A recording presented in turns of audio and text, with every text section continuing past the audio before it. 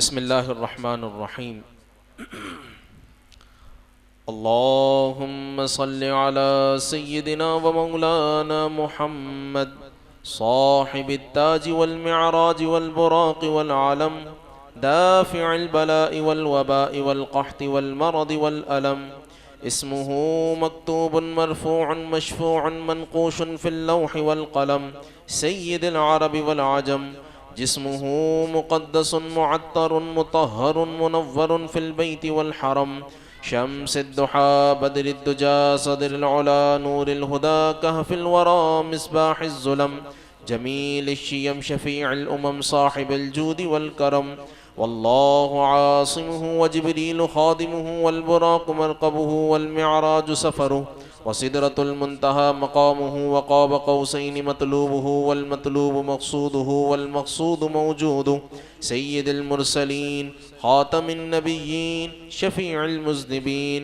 أنيس الغريبين رحمة للعالمين راحة العاشقين مراد المشتاقين شمس العارفين سراج السالكين مصباح المقربين محب الفقراء والغرباء واليتامى والمساكين سيد الثقلين نبي الحرمين إمام القبلتين وسيلتنا في الدارين صاحب قاب قوسين محبوب رب المشرقين ورب المغربين جد الحسن والحسين مولانا ومولى الثقلين أبي القاسم محمد بن عبد الله نور من نور الله يا أيها المشتاقون بنور جماله صلوا عليه وعلى آله وصحبه وسلموا تسليما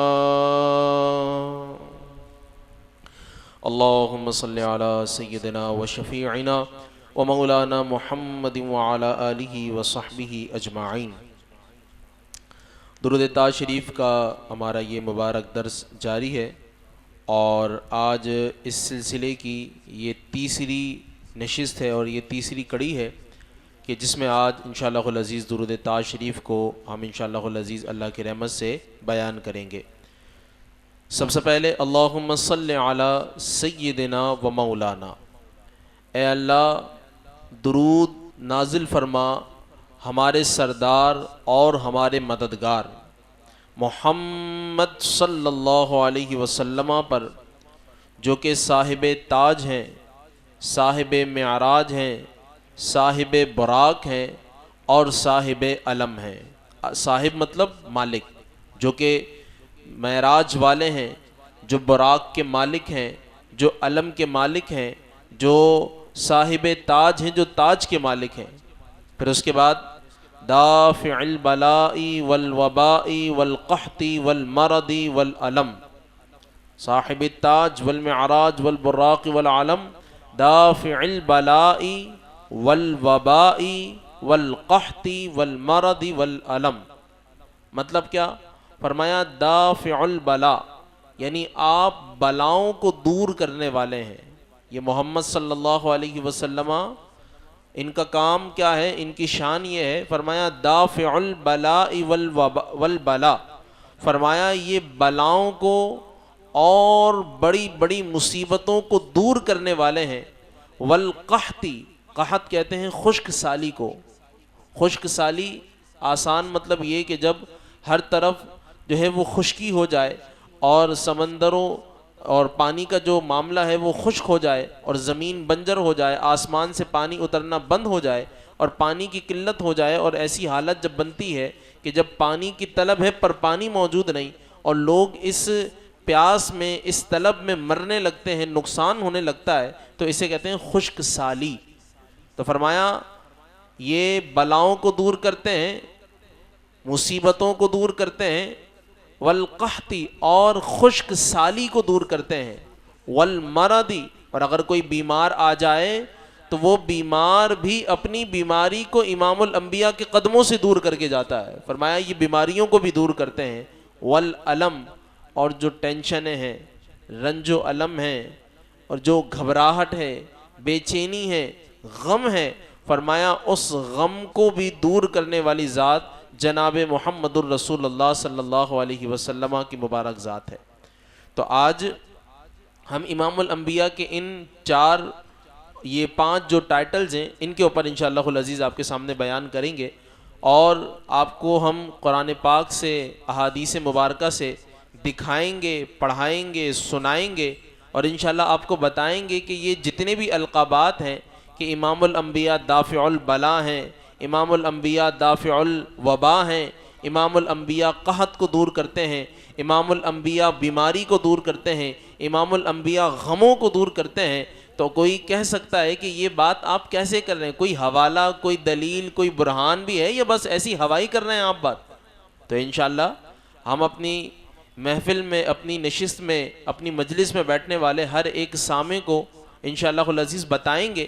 اور یہ تو وہ ہیں، یہ وہ القابات ہیں کہ فتاوی رضویہ شریف کے اندر اعلیٰ حضرت رحمۃ اللہ تعالیٰ علیہ سے سوال ہوا کہ سرکار یہ دعائے حزب البحر اور درود تاج کے حوالے سے بعض لوگ اس پر اعتراض کرتے ہیں، اور اعتراض یہ کرتے ہیں کہ درود تاج ہے بہت اچھا.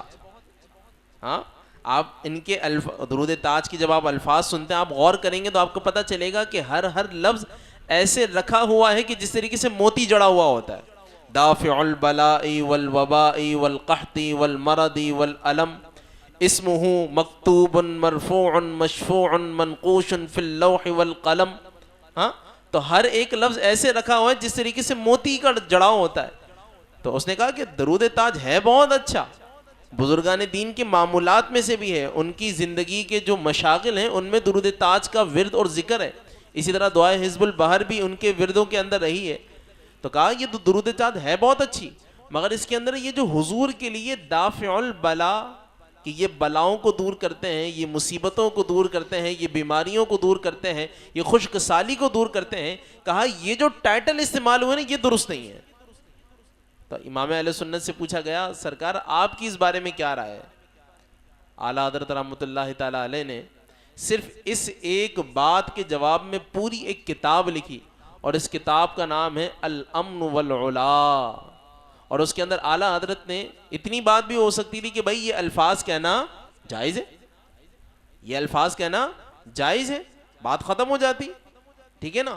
مگر اعلیٰ حضرت رحمۃ اللہ تعالیٰ علیہ نے کتاب لکھی الامن والعلا، اور اس میں اعلیٰ حضرت نے 1 2 10 یا 20 صفحات نہیں بلکہ سینکڑوں صفحات لکھے. اور سینکڑوں صفحات میں کیا لکھا؟ قرآن پاک کی آیات لکھی، احادیث مبارکہ لکھی، اور احادیث مبارکہ بھی 5 10 20 25 کافی تھی. اعلیٰ حضرت نے اس میں 300 سے بھی زیادہ احادیث مبارکہ لکھی. کس بات پر؟ اللہ کے نبی اللہ کی عطا سے بلاؤں اور مصیبتوں کو دور کرنے پر قادر ہیں. اور پھر اس کے بعد بات ختم نہیں کی، پھر اس کے بعد مزید اس میں شواہد کو ذکر کیا، اور وہ تقریباً 700-800 صفحات کا وہ ایک مبارک کتابچہ بنا. اور اگر اس کو مزید کھولا جائے، اس کی مزید تخریج کی جائے تو وہ جلدوں میں چلا جائے گا. اور اعلیٰ حضرت نے وہ کتاب لکھ کر امام الانبیاء کے دافع البلا ہونے کو بیان فرمایا. تو یہ فتاوی رضویہ شریف کے اندر موجود. اور پھر یہ اتنی مبارک کتاب کہ جو صرف آپ نے اس ٹائٹل کو ثابت کرنے کے لیے اور اس ٹائٹل کے ثبوت پر، تاکہ کوئی ہمارا بندہ وہ وسوسے کا شکار نہ ہو، یعنی ہمارا اپنا بہکے نہیں، ہمارا اپنا بندہ جو ہے کسی بھی قسم کے اس کے دل میں کوئی وسوسہ، کوئی خیال پیدا نہ ہو، اور دشمن کو منہ چھپانے کی جگہ نہ ملے. یعنی دشمن کو منہ چھپانے کی جگہ نہ ملے. کتنی باتوں کا انکار کرے گا؟ 1 آیت کا، 2 آیتوں کا، 4 آیتوں کا، 10 آیتوں کا، 1 حدیث کا، 10 حدیث کا، 20 حدیثوں کا. بھائی ہم تو اس بات کے ثبوت پر 100 200 حدیثیں لکھ رہے ہیں کہ امام الانبیاء اللہ کی عطا سے بلاؤں اور مصیبتوں کو دور کرتے ہیں. اور پھر ان میں واقعات کو لکھا کہ جو واقعات ان بزرگوں سے ثابت تھے کہ جن کو وہ بھی مان رہے تھے، یہ بھی مان رہے تھے. بولا ہماری نہ مان، کم سے کم اپنے ابو کی تو مان، آسان لفظوں میں ان کی تو مان. اور پھر وہاں پر انہوں نے ان واقعات کو ذکر کیا کہ دیکھو یہاں پر امام الانبیاء کی اس شان جو ہے وہ کمال کا کیسے اظہار ہو رہا ہے. اور پھر اعلیٰ حضرت رحمۃ اللہ تعالیٰ علیہ نے یہ مبارک کتاب لکھی. اور پھر اسی کو لے کر جو ہے پھر درود تاج شریف کے اندر یہ الفاظ جو ہے وہ ویسے بھی بے غبار تھے، مگر جب یہ کتاب لکھی گئی تو اس کے اندر اور مزید جو ہے وہ شفافیت پیدا ہو گئی، پڑھنے والوں کے دل ٹھنڈے ہو گئے، ان کی آنکھیں ٹھنڈی ہو گئیں. اور پھر بعض لوگوں کو بعد میں وہ کہتے ہیں نا چور چوری سے جاتا ہے ہیرا پھیری سے نہیں جاتا. آپ چور کو پکڑ کے 10 سال بھی بند کر دینا تو وہ پھر واپس آ کر اگر چوری نہیں کرے گا نا تو کم سے کم ہاتھ کی صفائی ضرور کرے گا, ہیرا پھیریاں ضرور کرے گا. تو وہی قوم کہ جس قوم نے یہ اعتراض کیا تھا کہ یہ دافع البلا کہنا درست نہیں ہے, وہ بڑے چلے گئے تو چھوٹوں کو سوجی کے یار چلو اب ہم کچھ کرتے ہیں. تو پھر دوبارہ سے درود تاج کے انہی الفاظوں کے اوپر ان کو جو ہے نا وہ وسوسے لگنے لگے. شیطان نے ان کے کانوں میں پھونک ماری کہ بھائی بولو بولو, یہ جملے غلط ہیں, یہ جملے بولنے سے شرک ہو جاتا ہے, یہ جملے بولنے جو ہے نا ٹھیک نہیں ہے. تو پھر اس وقت حضرت غزالی زماں, رازی دورہ, حضرت علامہ احمد سعید کاظمی رحمۃ اللہ تعالی علیہ ملتان شریف, آپ نے درود تاج کی شرح لکھی. اسی طرح حضرت علامہ فیض الملت والدین, حضرت علامہ فیض احمد اویسی رحمۃ اللہ تعالی علیہ, آپ نے درود تاج کی شرح لکھی. اسی طرح حضرت سید حسین علی ادیب رائے پوری صاحب, انہوں نے درود تاج کی شرح لکھی. اور ان تمام بزرگوں نے ایسی شرح لکھی, میں کہتا ہوں آپ پڑھیں گے تو پڑھ کر آپ کی طبیعت کو مزہ آ جائے گا. آپ کہیں گے کہ واقعی یار زندگی میں آنکھیں بند ہونے سے پہلے کچھ پڑھ لیا ہے میں نے, ایسا لکھا. اور پھر یہ جو القابات تھے کہ جن کے اوپر ان کو وسوسہ ہو رہا تھا, ان لوگوں نے ایسا لکھا کہ بس پھر یوں سمجھے وہ کہ لکھنے کے بعد قلم توڑ دیا کہ اب اس کے اوپر اور کچھ نہیں لکھا جا سکتا. یعنی اگر کوئی واقعتاً ماننے والا ہو, کوئی قبول کرنے کا جذبہ رکھتا ہو, تو جتنا ان بزرگوں نے لکھ دیا ہے کافی ہے اتنا, کہ دافع البلا, حضور بلاؤں کو دور کرتے ہیں. تو ان کو کہا, ان لوگوں کو یہ لگنے لگا کہ بھئی یہ تو شرکیہ کلمات ہیں, بلاؤں کو دور کرنے والی ذات تو اللہ تعالیٰ کی ہے, یہ تو آپ نے کہہ دیا کہ امام الانبیاء بلاؤں کو دور کرتے ہیں. تو ہم نے کہا کہ بھیا آپ کیوں اس بات کو اتنا توڑ مڑوڑ کے پیش کرنا چاہ رہے ہیں؟ اللہ تعالیٰ بلاؤں کو دور کرنے والی ذات ہے, بے شک اس میں کوئی مسئلہ نہیں ہے. مگر جب یہ بات کہہ دی کہ امام الانبیاء بلاؤں کو دور کرتے ہیں تو آپ کو شرک کا فتویٰ یاد آ گیا اور شرک کی جو نا گردان یاد آ گئی.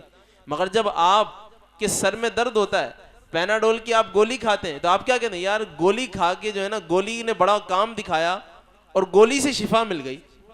تو آپ کو فتویٰ یاد آنا چاہیے کیونکہ شفا دینے والی ذات تو اللہ کی ہے, گولی تو نہیں ہے. ڈاکٹر کے پاس گئے, ڈاکٹر نے آپ کو ٹونک لکھ کے دیا, بولا صبح شام دوپہر اس کو اس ترکیب سے کھانا, ہاں, اور اس ترکیب سے کھانے کے بعد آپ نے اس کو استعمال کیا, آپ کی صحت ٹھیک ہو گئی. اب آپ جب اگلی مرتبہ گئے ڈاکٹر سے ملنے, آپ نے کہا ڈاکٹر صاحب آپ تو مسیحا ہیں, آپ کے تو ہاتھ میں شفا ہے, ہاں, آپ نے تو مجھے شفا دے دی, میری کھانسی کے جو ٹھیک ہونے کا نام نہیں لے رہی تھی, میری بیماری کے جو ٹھیک ہونے کا نام ہی نہیں لے رہی تھی, آپ نے تو مجھے ٹھیک کر دیا. شرک ہونا چاہیے, ٹھیک کرنے والی ذات تو اللہ کی ہے. بات سمجھ میں آ رہی ہے, ٹھیک کرنے والی ذات تو اللہ کی ہے. یہاں پر یاد نہیں آئے گا شرک کا فتویٰ, مگر جب امام الانبیاء کے لیے کہہ دیں گے تو ان کو شرک کا فتویٰ یاد آ جائے گا. بات واضح سی ہے, بات بالکل دو جمع دو والی بات ہے, کہ بالکل واضح سی بات ہے کہ اللہ تبارک و تعالی بلاؤں کو دور کرتا ہے, مصیبتوں کو دور کرتا ہے, پریشانیوں کو دور کرتا ہے, قحط سالی کو دور کرتا ہے. تو رب تعالیٰ اپنے آپ مستقل ہونے کے اعتبار سے دور کرتا ہے. وہ کسی کا محتاج نہیں ہے, وہ کسی کا محتاج نہیں ہے, وہ بے نیاز ہے, اس کو کسی کی ضرورت نہیں ہے, وہ کسی کے دینے سے اس کے پاس پاور نہیں آئی ہے کہ اس پاور سے وہ اس کو دور کر رہا ہے.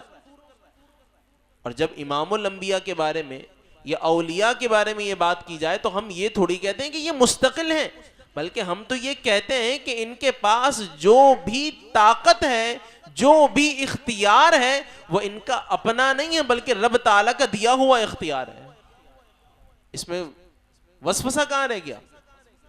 بھائی ڈاکٹر نے جو آپ کو شفا دی تو ڈاکٹر کے پاس شفا تھوڑی ہے, شفا تو رب کے پاس ہے. مگر ڈاکٹر چونکہ وسیلہ بنا, اور ڈاکٹر کے پاس جو شفا آئی ہے وہ کہاں سے آئی ہے؟ وہ اپنے گھر سے لایا, مستقل ہے, اس کی اپنی ہے نہیں, وہ تو رب تعالیٰ کی دی ہوئی تھی, اس دی ہوئی شفا میں سے آپ کو شفا ملی ہے. بات سمجھ میں آ رہی ہے؟ تو امام الانبیاء کے لیے جب دافع البلا کا لفظ استعمال کیا گیا کہ آپ بلاؤں کو دور کرتے ہیں, مصیبتوں کو دور کرتے ہیں, پریشانیوں کو دور کرتے ہیں, قحط کو اور مرض کو دور کرتے ہیں, تو آپ اللہ کے دیے ہوئے اختیار اور رب کی دی ہوئی طاقت میں سے دور کرتے ہیں. اس میں کون سی بری بات ہو گئی؟ اس کا مطلب تو یہ ہوا کہ اگر آپ یہ بات نہ مانیں تو پھر آپ کو سمندر میں پھینک دینا چاہیے. اور جب آپ سمندر میں پھینکے تو آپ کو یہ آواز لگانے کا حق نہیں ہونا چاہیے کہ مجھے بچا لو. ہاں آپ کو یہ بالکل بھی نہیں کہنا چاہیے کہ مجھے بچاؤ. ہاں اپنے دوست کا نام لے کر آپ کو یہ بالکل بھی نہیں کہنا چاہیے کہ علی مجھے بچا لو, ہاں طلحہ مجھے بچا لو, حسن مجھے بچا لو, زید مجھے بچا لو. یہ آپ کو بالکل بھی نہیں کہنا چاہیے, کیونکہ مدد تو اللہ سے مانگنی چاہیے نا. آپ کو اس وقت کہنا چاہیے یا اللہ مدد, مگر آپ اس وقت کہتے کیا ہو؟ طلحہ بچا لو, علی بچا لو, زید بچا لو, ذوالفقار بچا لو, ہاں کاشان بچا لو. یہ جو نام لیتے ہو اس وقت تو آپ کو شرک کا فتویٰ یاد نہیں آیا, کیونکہ اس وقت آپ جانتے ہو کہ بچانے والی ذات رب ہی کی ہے, اور اگر یہ بندہ آ کر مجھے بچائے گا تو رب کی دی ہوئی طاقت سے ہی بچائے گا. وہاں پر جان کا معاملہ آیا تو فتویٰ یاد نہیں آیا آپ کو, اور یہاں امام الانبیاء کی بات آ گئی تو آپ کہنے لگے کہ بھئی یہ تو شرک ہو گیا. تو یہ آپ کا تعصب ہو سکتا ہے, آپ کی جہالت ہو سکتی ہے, آپ کا نکما پن ضرور ہو سکتا ہے, پر یہ کسی بھی صورت میں شرک نہیں ہو سکتا. امام الانبیاء کے تمام تر فضائل, تمام تر کمالات, تمام تر معجزات, تمام تر بلندیاں, مگر اس کے باوجود ہر کلمہ گو بندہ کہتا ہے کیا ہے؟ محمد عبدہ ورسولہ. ختم ہو گئی بات, شرک ختم ہو گیا. رب کیا ہے؟ فرمایا هو اللہ الذی لا الہ الا هو الحی القیوم. فرمایا وہ رب تنے تنہا ہے, وہ رب ہے, وہ ایک ہے, وہ حی اور قیوم ہے. اور امام الانبیاء کے بارے میں ہم کیا کہتے ہیں کہ آپ کے تمام تر فضائل و مناقب کے باوجود آپ عبدہ ورسولہ, کہ آپ اللہ کے خاص بندے اور اس کے رسول ہیں. خالق اور مخلوق میں یہ فرق ہے کہ خالق الگ ہے, مخلوق الگ ہے. حضور مخلوق ہے, خالق نہیں, اور رب خالق ہے, مخلوق نہیں. تو دونوں میں تو فرق ہے نا, تو شرک کہاں سے ہو گیا؟ سمجھ میں آ رہی ہے؟ بالکل واضح واضح سی بات ہے. تو اس میں شرک کا دور دور تک کے بھی کوئی شبہ اور کوئی بھنک موجود نہیں ہے. وہ کسی حجت الاسلام کا غالباً وہ شعر ہے, وہ کہتے ہیں کہ نبی کو اپنا خدا نہ جانو, ہمارا ایمان نبی کو اپنا, وہ کہتے ہیں نا یار آپ نبی کی اتنی فضائل بیان کرتے ہیں خدا سے ملا دیتے ہیں. ہم نے کہا آپ بیوقوف ہیں, یا آپ جو ہے نا جاہل ہیں, یا آپ بہرے ہیں. بہرے ہیں, آپ کو جبھی ہماری آواز سمجھ میں نہیں آ رہی, یا تو آپ ہماری زبان سے جاہل, میں کوئی بری بات نہیں کر رہا, آپ ہماری زبان سے جاہل ہیں کہ آپ کو ہماری اردو سمجھ میں نہیں آ رہی, یا آپ تعصب کے مارے ہوئے, آپ سن کر سمجھ کر بھی جو ہے نا وہ تعصب کا شکار ہے, حسد کا شکار ہے, تو پھر اس کا بھی کوئی علاج نہیں ہے. صحیح ہے, ہم دعا کرتے ہیں اللہ تعالیٰ آپ کے تعصب کو دور فرمائے. تو وہ حجت الاسلام کا وہ شعر ہے, نبی کو اپنا خدا نہ جانو مگر خدا سے جدا نہ جانو. وہ تو اتنا قرب ہے رب تعالیٰ کی بارگاہ کے اندر کہ لا الہ الا اللہ کے فوراً بعد جیسے ہی الا اللہ کی ہاں ختم ہوتی ہے, محمد رسول اللہ کی میم شروع ہو جاتی ہے. یہاں پر تو بیچ میں حرف عطف واو کا بھی فاصلہ نہیں ہے, یعنی بیچ میں کوئی اور فاصلہ بھی نہیں ہے. لا الہ الا اللہ کلمہ توحید مکمل ہوا اور بالکل بالاتصال محمد رسول اللہ شروع ہو گیا. یہاں تو اتنا بھی فرق نہیں ہے. تو خود نبی کو اپنا خدا نہ جانو مگر خدا سے جدا نہ جانو. ہے اہل ایمان کا یہ عقیدہ, خدا خدا ہے, نبی نبی ہے. بھائی خدا اپنی جگہ خدا ہے اور نبی اپنی جگہ نبی ہے. تو دونوں کو آپ جب جوڑ رہے ہیں, دونوں کے درمیان میں آپ اس قسم کی بات کر رہے ہیں, تو یہ جہالت ہے, اس سے آپ کو توبہ کرنی چاہیے. تو اعلیٰ حضرت رحمۃ اللہ تعالیٰ علیہ نے الامن والعلا یہ کتاب مبارک لکھی, اور جس کے اندر امام الانبیاء علیہ الصلوۃ والسلام کی اس مبارک جو آپ کی شان ہے اس کا دفاع کیا. میرے پاس اس موضوع پر بیان کرنے کے لیے بہت کچھ ہے, اور میں لکھ کر بھی بہت ساری چیزیں لے کر آیا ہوں, مگر میں آپ کے سامنے صرف چند مختصر باتیں, تاکہ میں ہر ایک لفظ کے اوپر آپ کو دو تین باتیں ایسی موٹی موٹی بتا دوں جو کہ آپ کو یاد رہیں. صحیح ہے, آپ کو یاد رہیں. پہلا لفظ کیا ہے؟ دافع البلا, کہ حضور بلاؤں کو دور کرتے ہیں, حضور جو ہے وہ مصیبتوں کو دور کرتے ہیں. دافع البلاء والوبا, حضور بلاؤں کو مصیبتوں کو دور کرتے ہیں. قرآن پاک چلتے ہیں, قرآن پاک کو پڑھتے ہیں. قرآن پاک کے اندر ایک سورت ہے جس کا نام ہے سورت یوسف. سورہ یوسف کے اندر حضرت یوسف علیہ الصلوۃ والسلام کا واقعہ اور آپ کا قصہ موجود ہے, اور قرآن پاک نے اس واقعے اور قصے کو بیان کرنے سے پہلے کہا، فرمایا نحن نقص علیک احسن القصص، فرمایا اے پیارے محبوب ہم آپ کو وہ واقعہ سنا رہے ہیں کہ جو سب سے بہترین واقعہ ہے۔ حضرت یوسف علیہ السلام کا قصہ، وہاں پر جب حضرت یوسف علیہ السلام اپنے والد سے جدا ہوئے بچپنے کے اندر، بچپنے میں بھائیوں نے آپ کے ساتھ سازش کی اور آپ کو بھیڑیے کے سے کہا کہ بھئی بھیڑیا کھا گیا اور آپ کو جو ہے نا وہ قافلے والوں کے ہاتھ بیچ دیا گیا، آپ مصر چلے گئے، بکتے بکتے بکتے بکتے عزیز مصر بنے، اور پھر مصر کے بازار کے اندر ایک وقت وہ تھا کہ جب آپ بکنے کے لیے آئے تھے کہ بھئی یوسف کی بولی لگائی جائے، اور پھر رب تعالیٰ نے ایام کو اور دنوں کو ایسا پھیرا کہ آج سارا کا سارا مصر وہ حضرت یوسف کا غلام، یعنی کل تک کہ یوسف مصر میں غلام تھے، اور آج رب کا کرنا ایسا ہوا، کایا ایسے پلٹی کہ پورا کا پورا مصر حضرت یوسف کا غلام۔ مگر اس تمام تر زمانے میں حضرت یعقوب وہاں روتے رہے، پریشان رہے، اور اپنے بیٹے یوسف کو یاد کرتے رہے، اور اتنا روئے کہ قرآن پاک کہتا ہے کہ رو رو کر آپ کی بینائی کمزور ہو گئی اور آپ کی آنکھوں میں سفیدی آ گئی، یعنی اتنا روتے تھے آپ۔ حضرت یوسف سے آپ کو اتنی محبت تھی۔ اولاد ساری پیاری ہوتی ہے، ہاں بچے سارے ہی اچھے ہوتے ہیں، مگر کوئی ایک ایسا ہوتا ہے کہ جو دل کے بڑے قریب ہوتا ہے، جو بڑے دل کے نزدیک ہوتا ہے، اس کی اچھی بات بھی اچھی لگتی ہے، اس کی بری بات بھی اچھی لگتی ہے، ہاں۔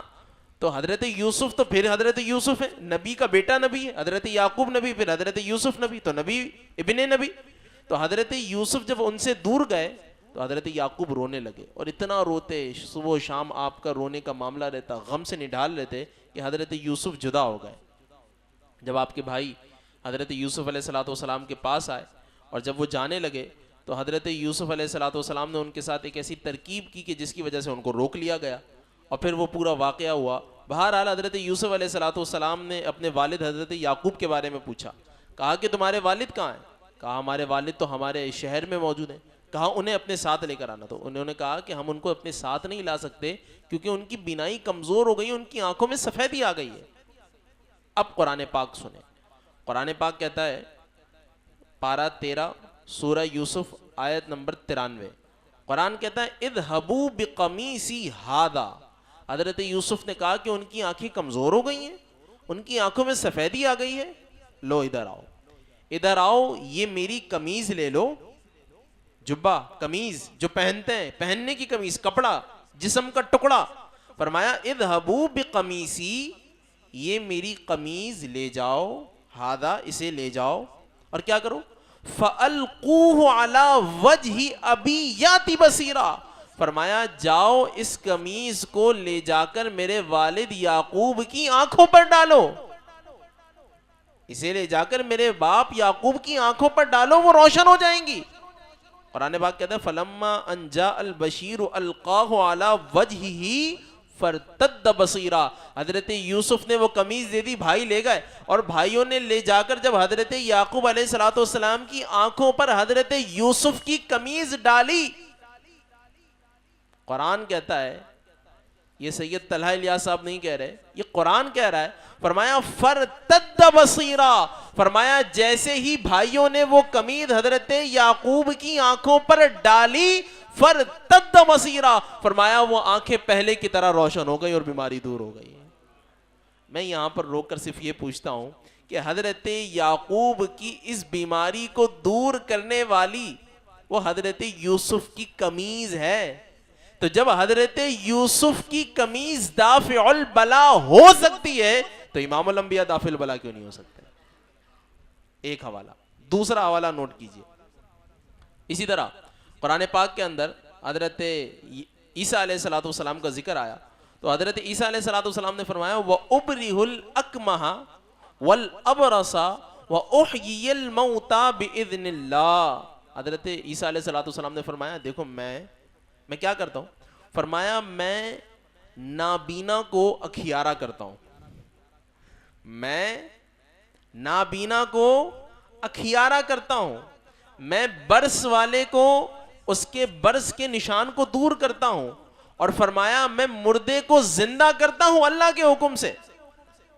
اب میں یہاں پر آپ کو روک کر ذرا آپ سے پوچھنا چاہوں گا کہ حضرت عیسیٰ علیہ السلام کہہ رہے ہیں میں برس والے کو شفا دیتا ہوں. برس ایک بیماری ہوتی ہے جسم پر سفید سفید داغ ہو جاتے ہیں. تو حضرت عیسیٰ کہہ رہے ہیں میں اس برز کے مریض کو شفا دیتا ہوں, یعنی اس پر جو آنے والی بلا ہے اس بلا کا دفع کرنے والا, اس بلا کو دور کرنے والا میں عیسیٰ ابن مریم ہوں. تو جب عیسیٰ ابن مریم اللہ کے حکم سے برس والے کو شفا دے دیں, اور قرآن بول رہا ہے کہ وہ دے دیتے ہیں, تو جب عیسیٰ ابن مریم شفا دے سکتے ہیں تو محمد بن عبداللہ شفا کیوں نہیں دے سکتے؟ دوسرا حوالہ. تیسرا حوالہ, حضرت جبریل امین حضرت مریم کے پاس آئے. حضرت جبریل امین آئے تو حضرت جبریل امین نے کہا حضرت مریم کو دیکھ کر, فرمایا قال, حضرت مریم نے جب دیکھا نا حضرت جبریل کو تو حضرت جبریل نے اپنا تعارف کروایا, فرمایا انما انا رسول ربک. مریم گھبراؤ نہیں, کیونکہ حضرت آپ جو ہے وہ بیت المقدس کے ایک کمرے کے اندر رہا کرتی تھیں, اور وہ دروازہ باہر سے لاک تھا, اور وہ وہاں پر نہ کوئی آ جا سکتا, نہ باہر سے کوئی, نہ کوئی اندر سے باہر جا سکتا. اب وہ دروازہ بند. اب ایسی حالت کے اندر حضرت جبریل آ گئے.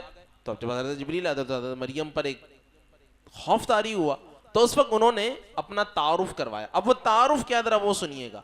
اگر قرآن کی یہ آیتیں پڑھ کر بھی آپ کو شرک شرک لگتا ہے تو بھیا آپ اپنے ایمان پر انا للہ و انا الیہ راجعون پڑھ لو. دیکھیں حضرت جبریل نے اپنا تعارف کروایا, فرمایا انما انا رسول ربک. فرمایا مریم ڈرو نہیں, میں تمہارے رب کا بھیجا ہوا رسول ہوں, میں تمہارے رب کا بھیجا ہوا ایک قاصد ہوں. فرمایا میں آیا کیوں ہوں, میں یہاں کیوں؟ فرمایا لِأَهَبَ لَكِ غُلَامًا زَكِيًّا. میں بہت زیادہ کوئی مولوی نہیں ہوں, میں کوئی بڑا عالم نہیں ہوں, میں ایک چھوٹا سا طالب علم ہوں, درس نظامی پڑھاتا ہوں. اتنا مجھے بھی پتا ہے کہ اہبو جو ہے نا صیغہ واحد متکلم کا صیغہ ہے, اہبو واحد متکلم کا صیغہ ہے کہ میں کرتا ہوں. تو حضرت عیسیٰ علیہ السلام کی والدہ کو حضرت جبریل کیا کہہ رہے ہیں, لِأَهَبَ لَكِ, میں آیا اس لیے ہوں تاکہ میں تمہیں دے دوں. اہبا, میں تمہیں دے دوں, میں تمہیں دے دوں کیا؟ غلامن زکیہ, سمجھدار بیٹا. بیٹا دینے والی ذات کس کی ہے؟ اللہ کی ہے. تو اگر آپ کا فتویٰ مان لیا جائے تو پھر تو آپ کے فتوے کے مطابق تو حضرت جبریل بھی مشرک ہو جائیں گے, کیونکہ وہ کہہ رہے ہیں میں دوں گا, لِأَهَبَ لَكِ, میں دوں گا تمہیں, لِأَهَبَ لَكِ غُلَامًا زَكِيًّا, میں تمہیں جو ہے نا وہ زکی بیٹا دوں گا. تو آپ کے فتوے کے مطابق تو حضرت جبریل بھی بچتے نہیں ہیں. تو حضرت جبریل اگر بیٹا دے رہے ہیں تو وہ کہاں سے دے رہے ہیں؟ وہ اللہ تعالیٰ کے خزانوں میں سے دے رہے ہیں, اللہ تعالیٰ کی عطا سے دے رہے ہیں. تو جب حضرت جبریل جو دربان محمد صلی اللہ علیہ وسلم ہیں, کہ جب حضرت جبریل کہہ رہے ہیں میں بیٹا دے سکتا ہوں, تو آمنہ کے لال جناب محمد الرسول اللہ بیٹا کیوں نہیں دے سکتے؟ سمجھ آ رہی ہے؟ آخری بات اور پھر میں آگے چلوں گا. قرآن پاک کے اندر ہی چوتھی بات, قرآن پاک کے اندر سورہ بقرہ کے اندر موجود ہے کہ فرمایا کہ جب بنی اسرائیلیوں پر ان پر جنگ کا معاملہ آتا, جب وہ جنگ کرنے کے لیے جاتے تو جنگ کرنے کے اندر ان کا معاملہ یہ ہوتا کہ جب وہ پھنس جاتے, کوئی بڑا شیر پر سوا شیر کوئی ٹکرا جاتا, اب وہ پھنس گئے, شکست ہو رہی ہے. اب شکست کے وقت وہ کرتے کیا تھے؟ یہ میں نہیں کہہ رہا, یہ میں کسی کی بات سن کر کوئی کہانی, کوئی قصہ, کوئی واقعہ نہیں سنا رہا, یہ میں آپ کو سورہ بقرہ سے قرآن سنا رہا ہوں, جو کہ قرآن میرے پاس بھی وہی موجود ہے اور میرے سننے والے سامع اور قاری کے پاس بھی وہی موجود ہے. میرے پاس بھی وہی قرآن ہے کہ جو آپ کے پاس ہے, ٹھیک ہے نا؟ تو اسی قرآن سے میں سنا رہا ہوں, اور یہ قرآن وہی ہے کہ جو کیمرے سے سننے والے بندے کے پاس بھی موجود ہے. تو کھولے قرآن اور دیکھیں اس کا ترجمہ جو میں بتا رہا ہوں. قرآن کہتا ہے کہ جب وہ پھنس جایا کرتے بنی اسرائیل, تو فرمایا ان کے پاس ایک تابوت تھا, ایک صندوق تھا. اس تابوت کو کہا کرتے تھے تابوت سکینہ. کیا کہا کرتے تھے؟ تابوت سکینہ. اس تابوت سکینہ میں تھا کیا؟ تو اگر آپ وہاں پر مفسرین کو اٹھائیں تو مفسرین کو اٹھا کر جب آپ پڑھیں گے تو آپ کو پتہ چلے گا کہ اس تابوت سکینہ میں تھا کیا. فرمایا اس میں حضرت موسیٰ علیہ السلام کا عصا, حضرت ہارون علیہ السلام کی چپل نالین، جو کہ جس کو ہم جوتی چپل جوتا کہتے ہیں، حضرت موسیٰ علیہ السلام کا عصا، حضرت ہارون علیہ السلام کی جوتیاں، اور اس طرح انبیاء کے جو پچھلے تبرکات تھے جو کہ ان کے استعمال میں چیزیں تھیں، وہ چیزیں تمام اس تابوت سکینہ میں تھیں، اور یہ تابوت سکینہ بنی اسرائیل کے پاس موجود تھا. اور جب یہ کسی جگہ پر پھنس جاتے اور انہیں مدد طلب ہوتی تو یہ اپنی جنگ کے اگلے حصے میں، اپنے لشکر کے اگلے حصے میں اس تابوت سکینہ کو رکھتے اور اللہ کی بارگاہ میں ہاتھ اٹھا کر دعا کرتے، اے میرے رب اس تابوت سکینہ کی برکت سے ہمیں رب ذوالجلال تو فتح عطا فرما. قرآن کہتا ہے کہ جب وہ اس تابوت سکینہ کو سامنے رکھ کر اللہ سے دعا مانگتے، اللہ تعالیٰ انہیں فتح اور نصرت عطا فرما دیا کرتا. پھر میں آپ سے پوچھوں گا، جب ایک تابوت، ایک لکڑی کا صندوق کہ جس میں حضرت موسیٰ کا عصا ہے، جس میں حضرت ہارون کی چپل ہے، نالین ہے، جب یہ اس مصیبت اور بلا کو دور کر سکتی ہے تو امام الانبیاء مصیبتوں اور بلاؤں کو دور کیوں نہیں کر سکتے؟ واضح سی بات ہے نا. جب چپل اور نالین اور وہ عصا اور یہ تمام تبرکات کا حال یہ ہے کہ یہ بلاؤں کو دور کر رہے ہیں، تو پھر تو یہاں تو امام الانبیاء کی ذات ہے نا. جب وہاں پر آپ کو وسوسہ نہیں آتا، جب وہاں پر آپ کو شبہ نہیں آتا، جب وہاں پر آپ کو کسی قسم کا خیال نہیں آتا، تو یہاں امام الانبیاء کو اگر کہہ دیا کہ آپ بلاؤں کو دور کرتے ہیں تو آپ کو وسوسہ کیوں آ رہا ہے؟ میری بات سمجھ میں آ رہی؟ بالکل میں کوئی لمبی چوڑی، کوئی جو ہے نا ادھر ادھر کی نہیں، بالکل ٹو دی پوائنٹ بات کر رہا ہوں تاکہ آپ کو یاد رہے اور سمجھ میں آئے. تو حضور کا لقب کیا ہے؟ دافع البلاء والوباء. اگلا لفظ فرمایا والقحط، حضور قحط سالی کو دور کرتے ہیں. وہ ایک صحابی آئے نبی پاک علیہ السلام کے پاس، فرمایا یا رسول اللہ مدینے میں اتنی قحط ہو گئی ہے کہ اب تو ہمارے مال مویشی مر گئے ہیں. فرمایا یا رسول اللہ حال اتنا ہو گیا ہے کہ اب تھنوں سے دودھ کی جگہ خون نکلنے لگا ہے. فرمایا یا رسول اللہ زمین نے سبزہ اگانا بند کر دیا ہے. اے اللہ کے نبی علیہ السلام ہمارا حال بدحال ہو چکا ہے. اے اللہ کے نبی آپ ہمارے لیے دعا کر دیجئے، قحط آ گیا ہے، خشک سالی ہو گئی ہے. اے امام الانبیاء ہماری اس قحط سالی کو دور کر دیجئے، ہماری اس بلا اور مصیبت کو ہم سے دفع کر دیجئے.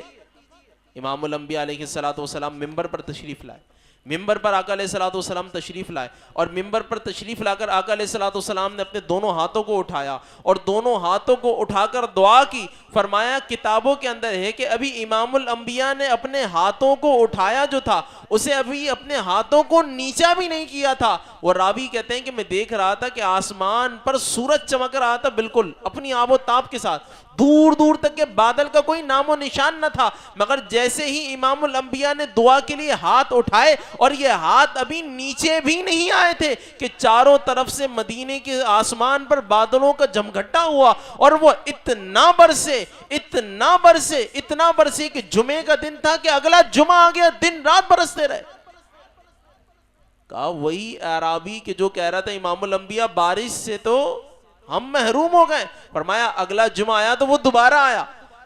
فرمایا یا رسول اللہ پہلے بارش نہیں ہو رہی تھی، اور فرمایا اے امام الانبیاء بارش اتنی ہو گئی ہے کہ ہمارے جانور کھا پی کے تگڑے ہو گئے ہیں کہ لگتا ہے کہ اب تو ان کی چربی ان کی کھالوں سے باہر آ جائے گی، ایسے تگڑے ہو گئے. ہمارے پاس پانی مال مویشی سب جمع ہو گیا ہے اور اب تو پانی ہمارے لیے نفع کی جگہ نقصان بننے لگا ہے. امام الانبیاء علیہ السلام نے دعا فرمائی اور فرمایا ابھی دعا فرما ہی رہے تھے، امام الانبیاء نے دعا فرمائی اللہم حوالینا ولا علینا، اے اللہ اس بارش کو ہمارے ارد گرد برسا، ہم پر مت برسا. فرمایا ایسا کہنا تھا کہ بارش میں دیکھ رہا تھا کہ بادل آپس میں گتم گتھا تھے، آپس میں ملے ہوئے تھے. فرمایا امام الانبیاء نے کہا اللہم حوالینا ولا علینا، اے اللہ اسے ہمارے ارد گرد برسا، ہم پر مت برسا. فرمایا حضور کی دعا کرنی تھی کہ وہ بادل کھلنا شروع ہوئے، وہ مدینے کے اطراف میں برس رہے تھے پر مدینے میں ایک بوند پانی نہیں تھا. اعلیٰ حضرت کہتے ہیں جن کو سوئے آسماں پھیلا کے جل تھل کر دیے، ہاں جن کو سوئے آسماں پھیلا کے جل تھل کر دیے، صدقہ ان ہاتھوں کا پیارے ہم کو بھی درکار ہے. وہ ہاتھ کہ جن ہاتھوں کو اٹھا کر آپ نے جل تھل ایک کر دیا. اے امام الانبیاء اس میں سے حصہ ہمیں بھی چاہیے, صدقہ ان ہاتھوں کا پیارے ہم کو بھی درکار ہے. اسی طرح امام الانبیاء علیہ الصلوۃ والسلام کا ایک اور واقعہ کہ جو میں آپ کو قحط کے اوپر سناؤں. قحط سالی ہو گئی, امام الانبیاء علیہ الصلوۃ والسلام ہجرت کر کے تشریف لے جا رہے تھے, آپ کے ساتھ حضرت ابو بکر صدیق موجود. آئے ہائے ہائے ہائے ہائے, محمدی والو کیا سن رہے ہو تم لوگ یار, آئے ہائے ہائے سبحان اللہ. امام الانبیاء حضرت صدیق اکبر رضی اللہ تعالی عنہ کے ساتھ جا رہے تھے. اب راستے میں سفر لمبا, دونوں طرف ریگستان, کھانے پینے کی چیزیں مکمل ہو چکی, تمام کی تمام چیزیں برابر ہو چکی. ایک دور سے دیکھا کہ ایک خیمہ لگا ہوا ہے, ایک کٹیا سجی ہوئی ہے, ایک جھونپڑی لگی ہوئی ہے. حضرت صدیق اکبر نے دستک دی تو دیکھا ایک بوڑھی مائی اندر سے باہر آئی. اس بوڑھی مائی نے کہا کہ کون ہے؟ کہا میں ابو بکر اور میرے ساتھ ہمارے سردار محمد الرسول اللہ ہیں. کہا ہم مسافر ہیں, سفر پر ہیں, کھانے کے لیے کچھ ہے تو پیش کرو.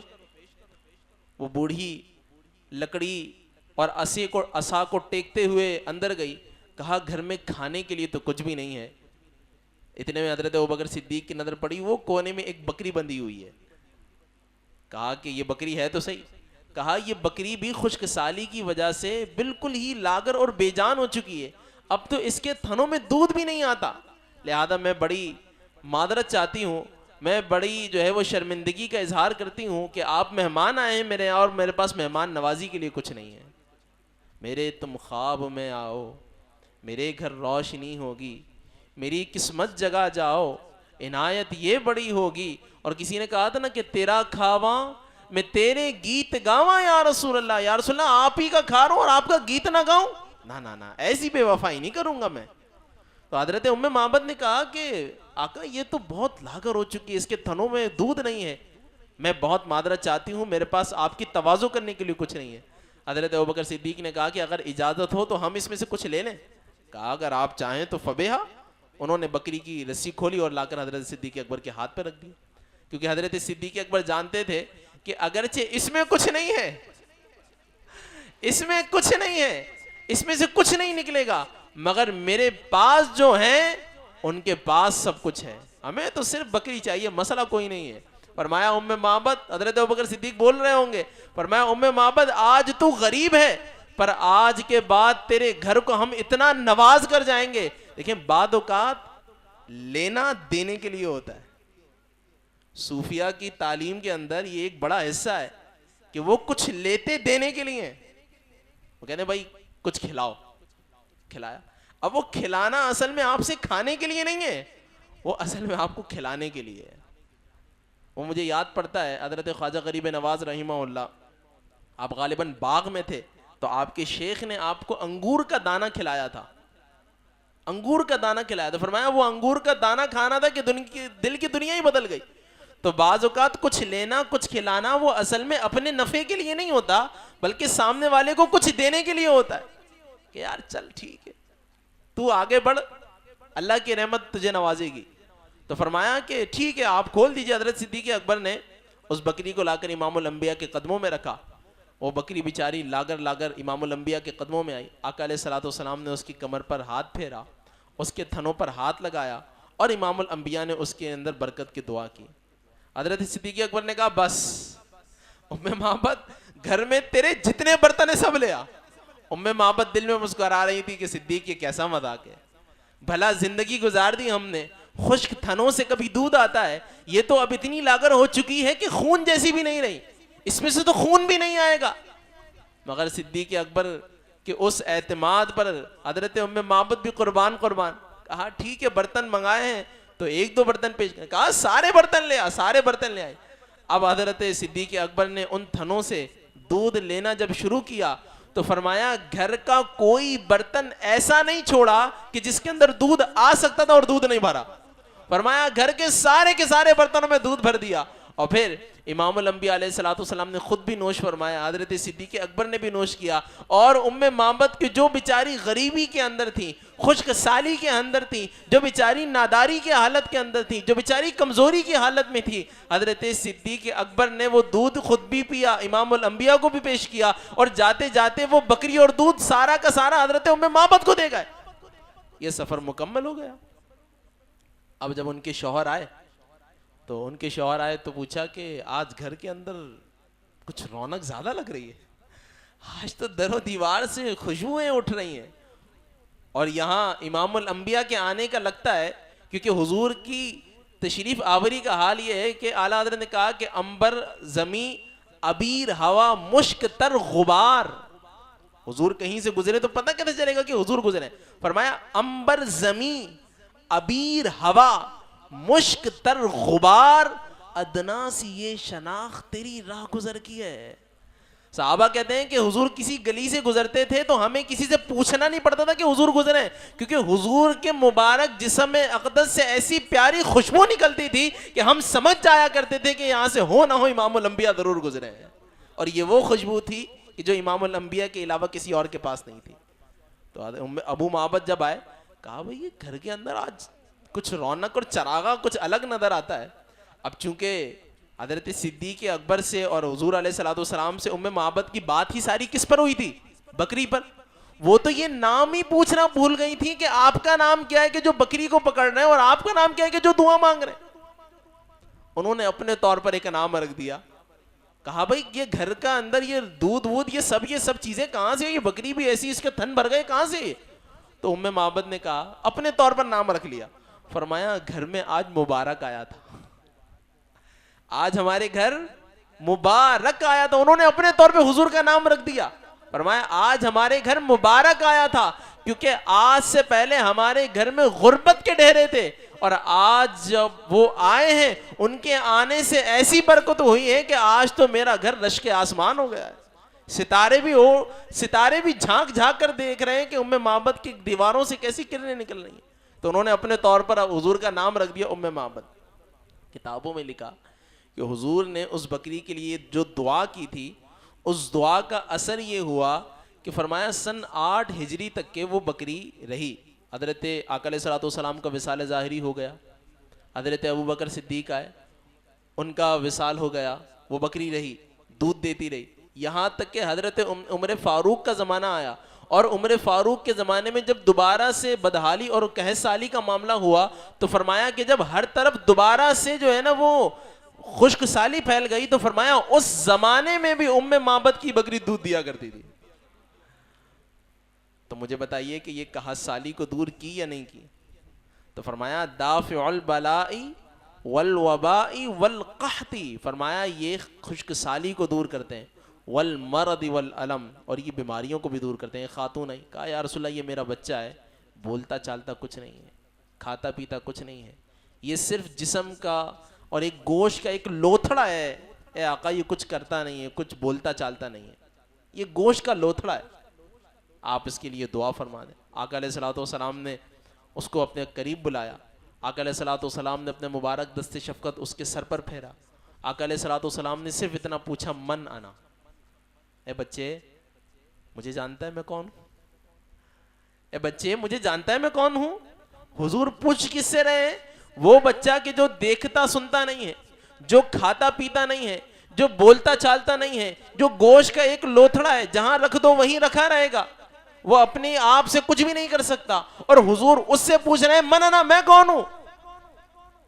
صحابہ بھی دیکھ رہے ہیں کہ حضور پوچھ رہے ہیں کہ میں کون ہوں, اب یہ بچہ کیا جواب دیتا ہے.